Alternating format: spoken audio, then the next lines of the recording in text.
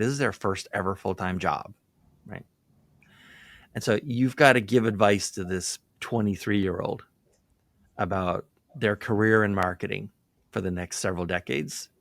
What are you telling them, Scott? Yeah, this is one of the favorite aspects of doing this job. In my case, towards the end of my corporate career, I had a fairly large team. I had directors and senior managers underneath me, so I didn't really get to teach and coach the most junior members of the team that much. So I really love that, and so early on.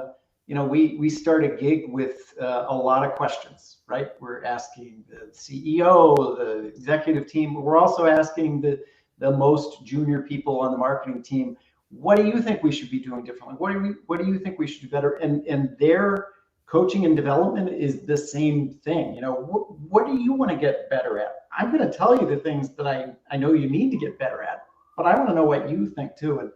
And so that direct coaching and teaching, it's a lot of fun, and hopefully, if they see there's an opportunity to be a better marketer and be part of a better team, they're going to be engaged and they're going to want to learn from you.